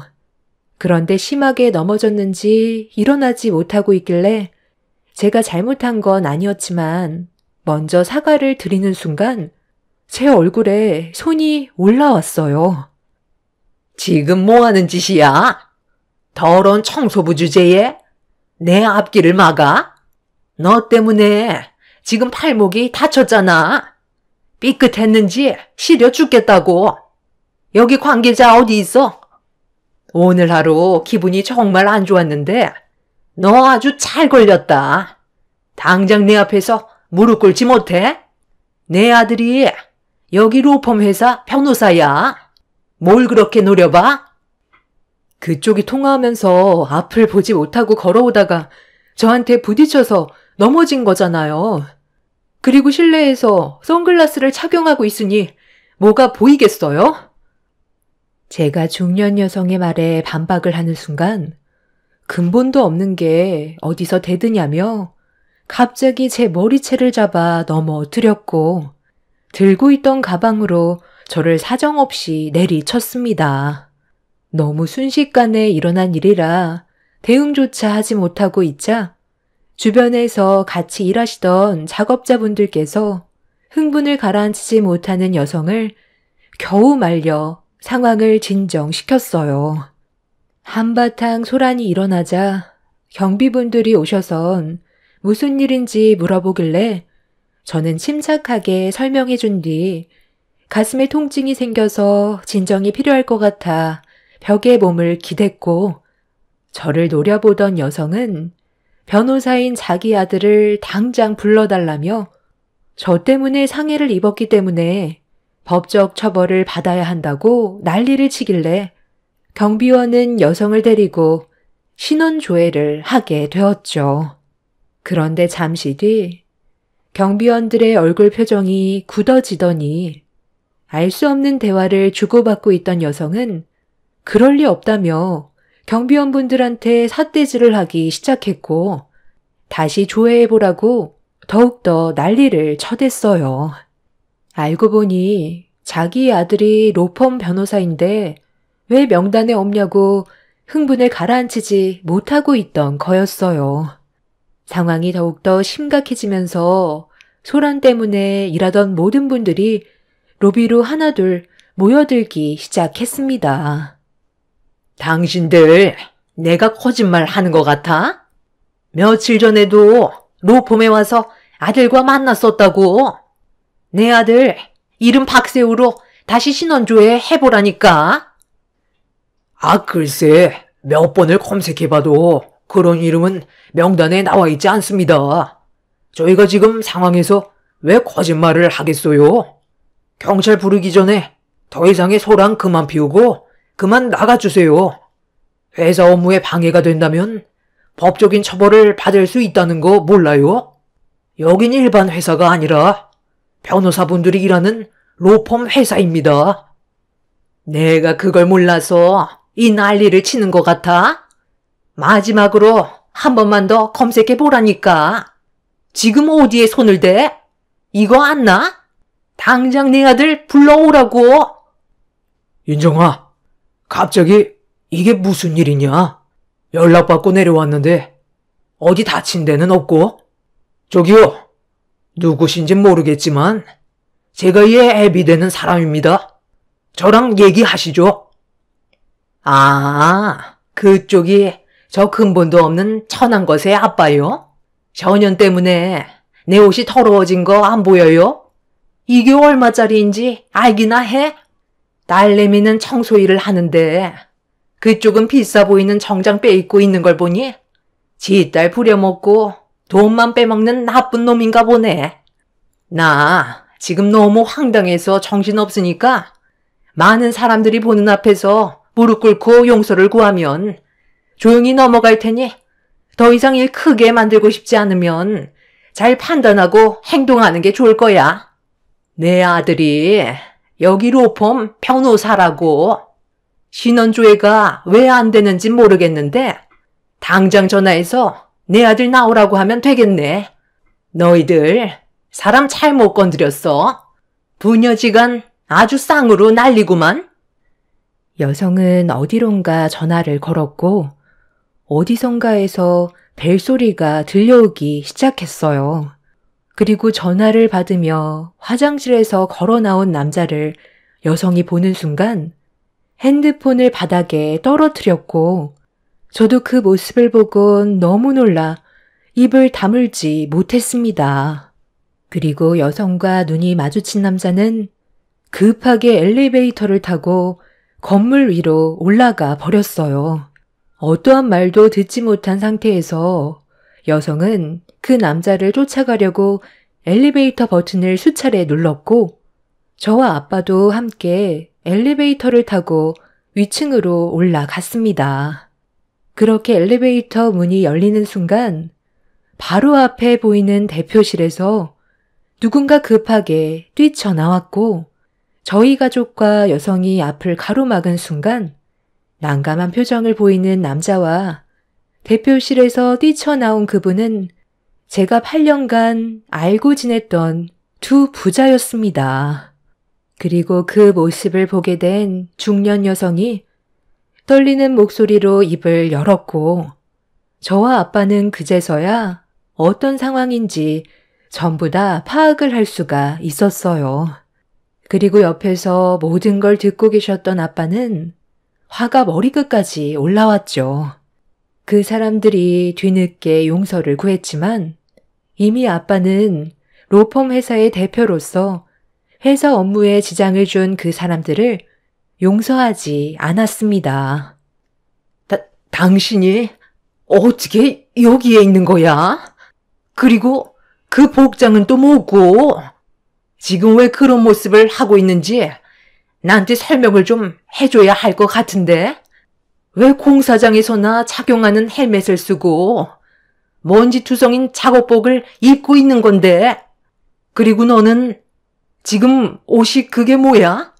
며칠 전에 이 건물에서 정장 차림으로 걸어 나왔던 그 모습은 어디 가고 작업복을 입고 있는 거냐고?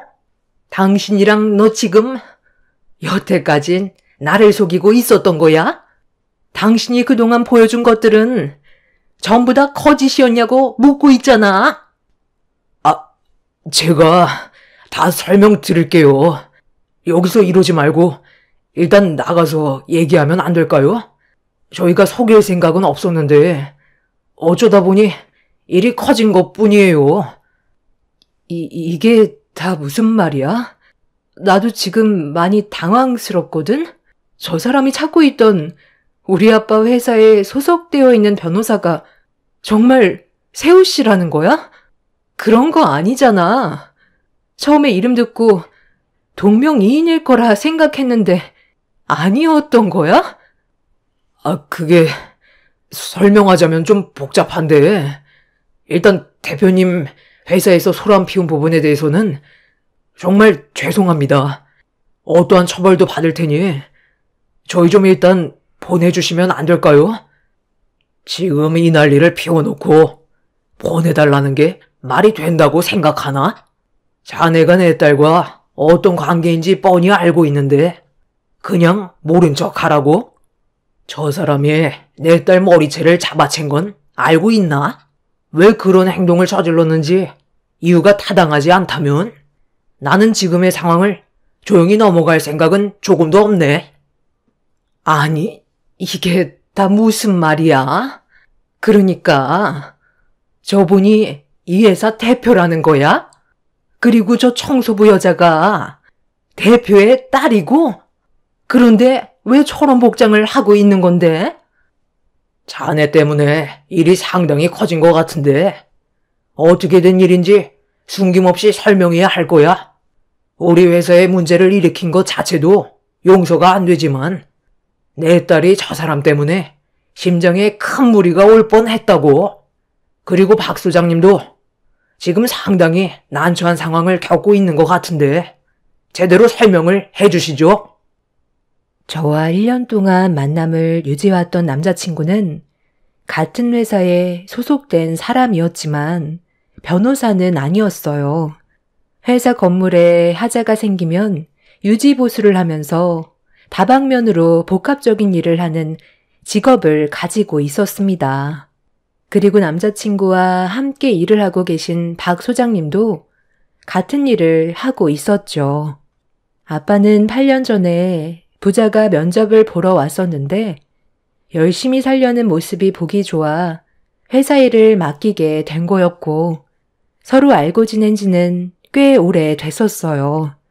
그런데 어느 날부터인가 저에게 적극적인 모습을 보여준 그 사람과 가까워지게 되면서 꽤 친한 관계가 만들어지다 보니 자연스럽게 서로 밖에서도 몇 번 만나게 되었고 연인 사이로 발전까지 하게 되었습니다. 이 사실을 부모님께서도 자연스럽게 알게 되셨지만 제가 처음 하는 연애다 보니 뒤에서 묵묵히 지켜만 보셨어요. 아빠는 그동안 봐왔던 남자친구의 모습을 보고 결혼까지는 이르더라도 크게 반대는 하지 않았지만 저에게 접근했던 모든 게 전부 계획적이었다는 걸 이번 일을 통해 어느 정도 알 수 있었습니다. 박 소장님이 만나고 있던 중년 여성은 남자친구의 새엄마로 들일 계획이었고 어느 정도 재력이 있는 여자였어요.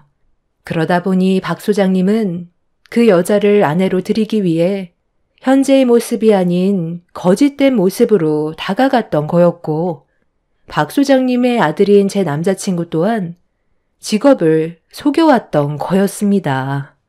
그렇게 남자친구는 그 여성에게 로펌 회사 변호사라고 속이게 되었고 여성은 이중적인 모습을 보여주는 남자친구의 모습을 보고 찰떡같이 믿고 있던 거였어요.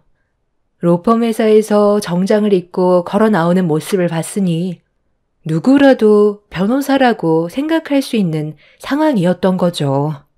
그런 거짓된 삶이 지속되자 여성은 예고 없이 저희 아빠 로펌 회사에 찾아오게 되었던 거고 청소 일을 하고 있던 저와 몸이 부딪히면서 모든 진실이 밝혀지게 된 거였습니다. 그리고 여기에서 또 다른 전개가 펼쳐지게 되었죠. 자네와 박 수장님 때문에 생긴 이 모든 상황들이 어찌됐든 잘못됐다는 건 충분히 알 수 있겠네요. 저희가 한솥밥 먹은 지 그래도 8년이나 됐는데 제가 알지 못하는 것들을 알게 되니 상당한 충격을 받았습니다. 어찌됐든 본인들의 잘못된 행동으로 인해 제 딸의 정신과 신체적인 피해를 봤으니 그에 따른 법적 처벌은 받아야 된다고 생각합니다. 그쪽이 내 딸 머리채를 잡은 부분에 대해서는 조용히 넘어가지 않을 거니 앞뒤 안 가리고 생각 없이 저지른 일에 대해서는 각오하는 게 좋을 겁니다.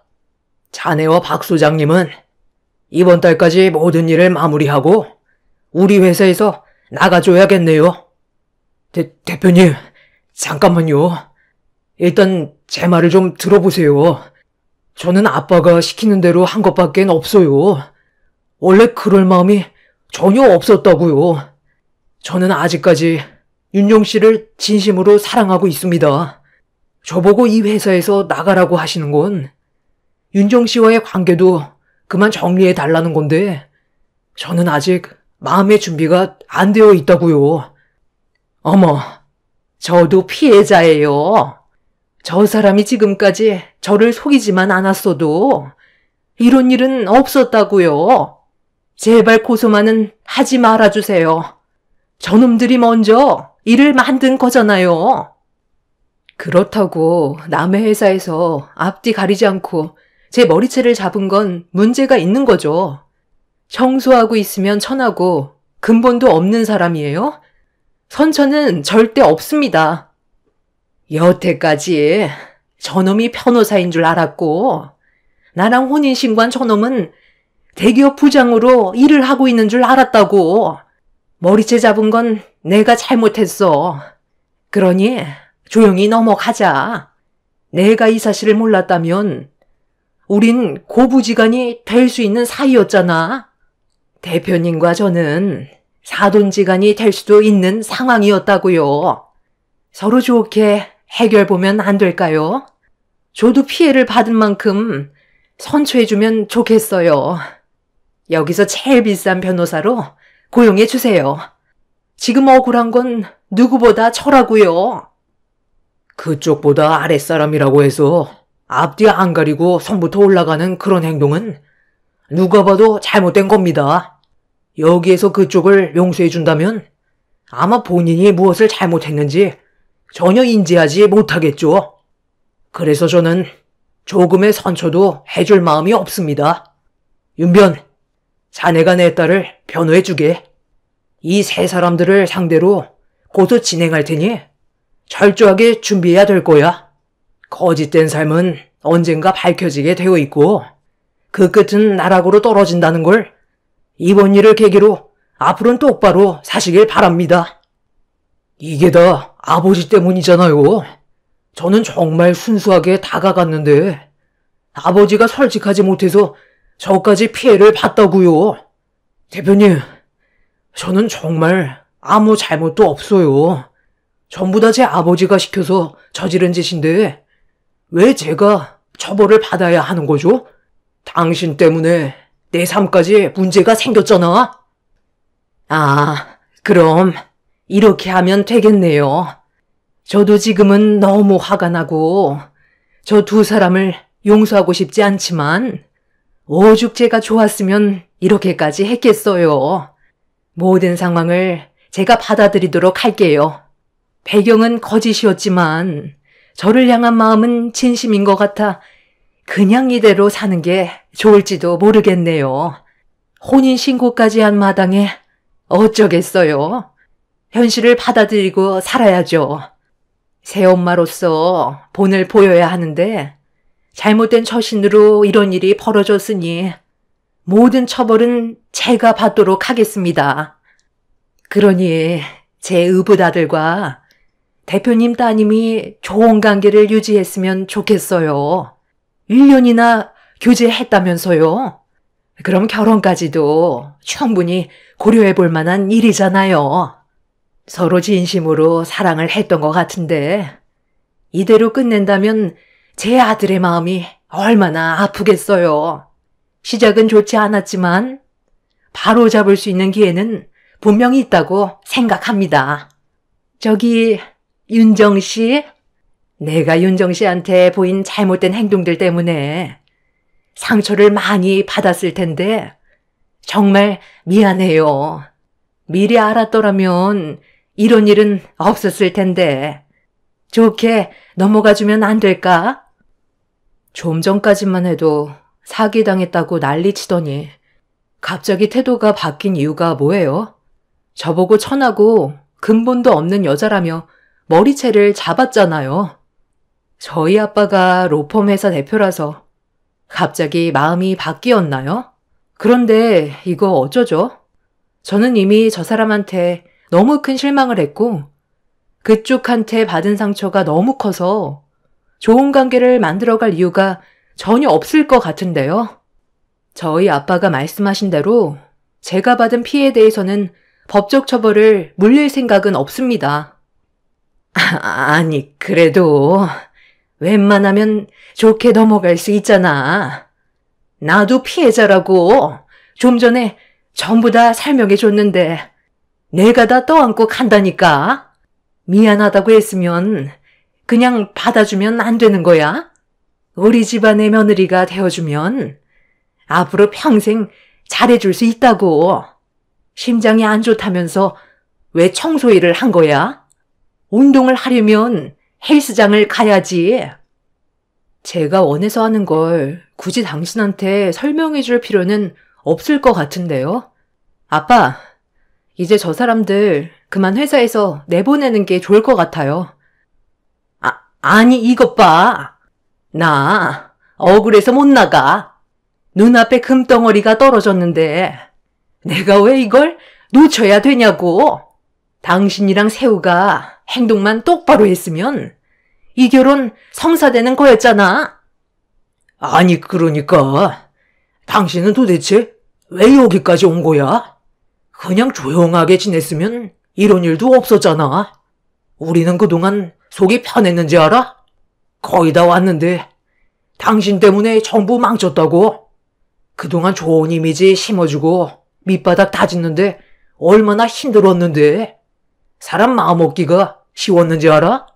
당신이 어느 정도 체력이 있어서 접근한 건 맞지만 나는 더 큰 그림을 그리고 있었다고.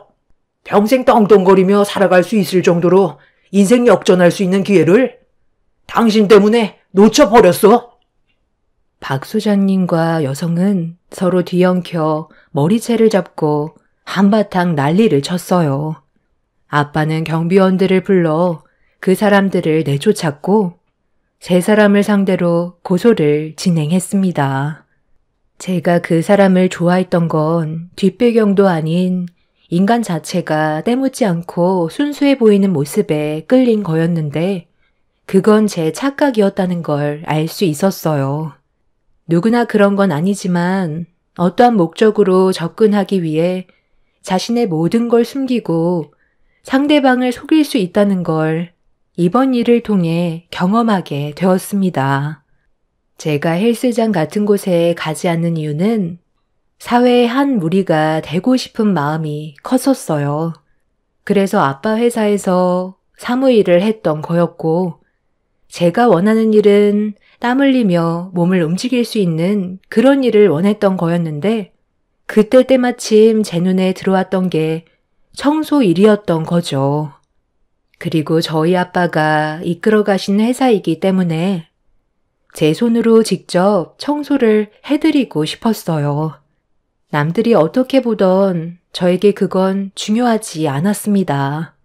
그리고 청소 일을 하면서 저와 함께 일을 해왔던 작업자분들께서도 저를 항상 따뜻하게 챙겨주시고 제가 살아가야 할 이유를 알려주셨기 때문에 즐거운 날들을 보내올 수 있었죠.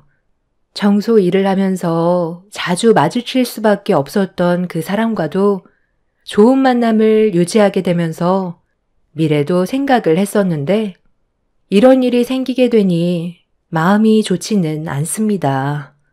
제 마음은 이미 굳게 닫혔는데 그 사람은 저에게 향했던 모든 것들이 전부 진심이었다며 저희 집 앞까지 찾아와 대문 앞에서 무릎까지 꿇게 되었죠. 어떠한 말도 변명처럼 들리겠지만 우리가 정식적인 만남을 가지게 되면서부턴 모든 게 진심이었어. 단 한순간도 거짓은 없었다고. 이런 내 마음 네가 더 잘 알잖아. 나한테 정말 조금의 기회조차 줄 수 없는 거야? 우리가 함께 했던 추억들이 아무 일도 없었던 것처럼 기억에서 지워버릴 수 있는 게 아니잖아.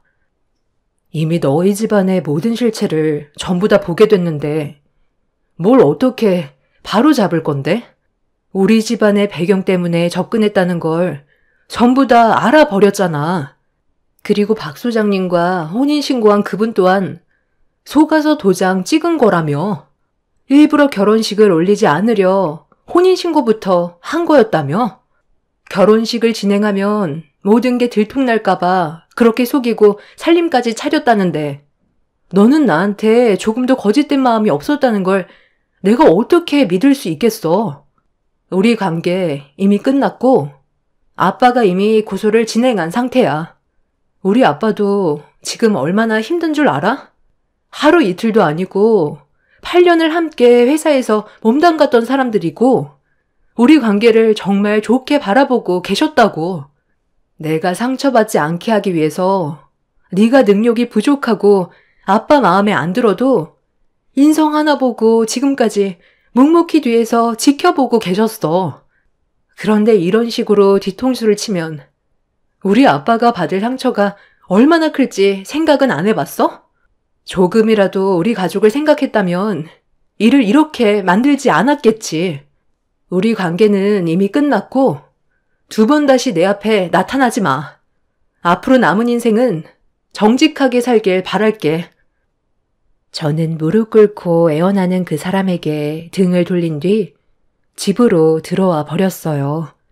그리고 창문 틈 사이로 그 사람이 자리에서 일어나는 모습을 묵묵히 바라보면서 그동안 함께했던 추억들이 떠올라 눈물을 흘렸는데 제 두 눈을 의심할 정도로 충격적인 모습에 입을 다물지 못했고 저에게 무릎 꿇고 애원했던 모든 것들이 거짓이었다는 걸 알 수가 있었습니다. 그 사람이 자리에서 일어나 바지를 털더니 갑자기 저희 집 앞에 침을 뱉더라고요. 그리고 어딘가에 전화를 하는데 자기 아빠한테 연락을 한 것 같아 보였습니다. 제 귀에 들려온 단어 하나는 실패했다는 말이었어요. 그리고 뒤이어 그 사람 앞으로 차 한 대가 멈추었고 운전대를 잡고 있던 사람은 그 사람의 아비였습니다.